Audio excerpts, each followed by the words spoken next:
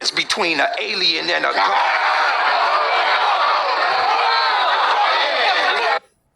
Yo, he literally went into that for 3 straight rounds. Look, I think Rum Nitty did very well in this battle, and I think that I'll just echo what Joe Budden said. Rum Nitty is the best battle rapper in this class of battle rappers. To me, that's not exactly what he said, but in my own words, I think the greatest battle rappers of all time and the best lyricists ever are already solidified. We say those names all the time.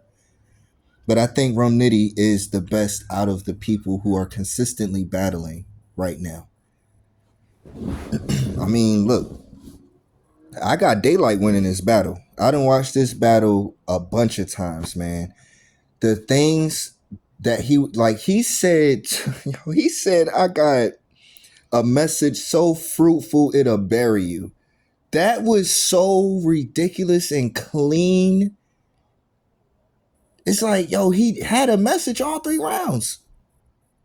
He related light to aliens, to ancestry, to white people, to a TV show. He did every alien scheme imaginable.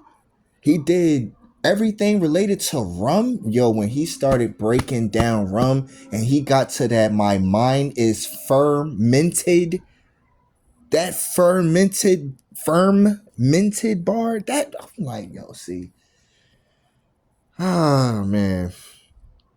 It's just a total different class of the type of writing you're doing. I mean, he's going into comedic science, ancestral history. He's going into Bible knowledge. He's going into conspiracies. Daylyt is doing something else with his pen. Do I think Rum Nitty had a fighting chance? Yes. But when you're going against a pen like that, the trick is to not stick to your guns. The trick is to pick up newer types of weapons. You cannot go into a battle with a pen like that, shooting them the whole battle. It's like Rum has some good angle punches, like that puffy, the whole vape pen thing. I like angle punches like that because you're addressing a situation, you're breaking it down, and you're being super witty and lyrical. But I wanted that for 3 rounds. Just like people say they wanted Daylyt's third for 3 rounds. Technically, he gave that for 3 rounds. The intensity, no. But the information was there for all 3 rounds. All 3. He had information. He had symbolism. He had metaphor. He had every literary device you could name. The rapping ability alone, just him saying the words, the delivery in him saying the words was just, it was a 10. Everything was a 10.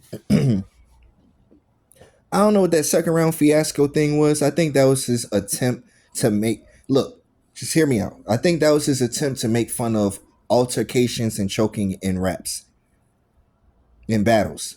I think that's what that was supposed to be by analyzing just how it happened and him clearly just getting through the rest of that round just smooth. I was like, that don't seem like you really messed up or whatever. Even if you give that round away to Rum Nitty because of that, the first and third rounds, the reason why I say it's a clear win is because he did more things that were clearly better. Oh, Rum Nitty got to the point faster. He got to the point. What point? What point did he make? There was no point. There was no message. There was nothing that he said that had anything to do with substance. Having an angle punchline here and there and here and there.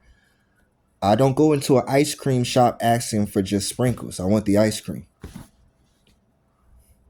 I'm sorry, but you have to give more when you make it to these people. This is the same thing that he did with Lux. You had a couple clever lines here, but then your best material is you making fun of Lux and mimicking him.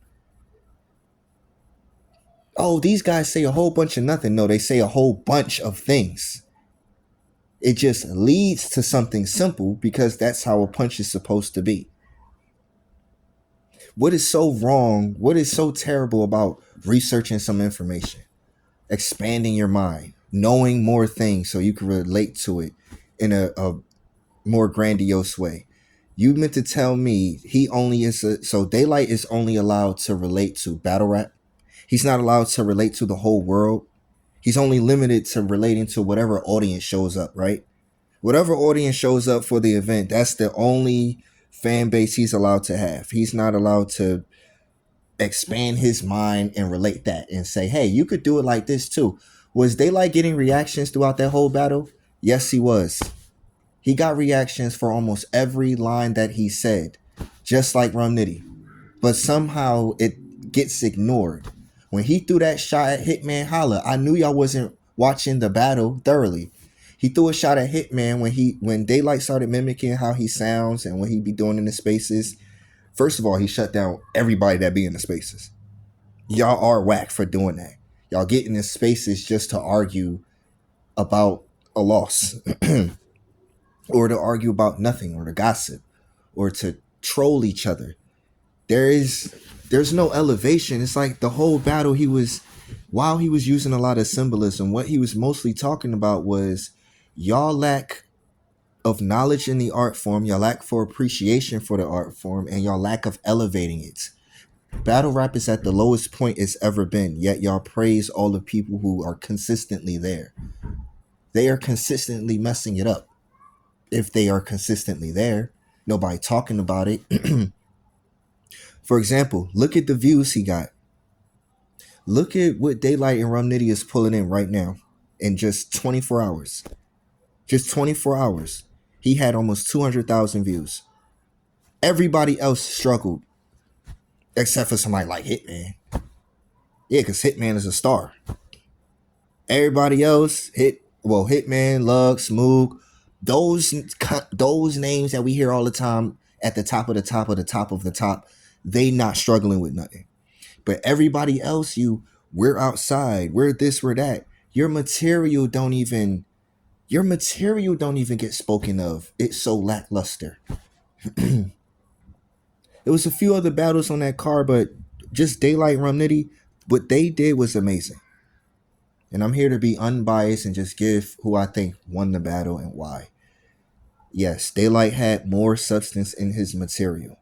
If you I encourage people to do more research. Do more research on what he was talking about and go back and watch his other battles. Because he does this all the time.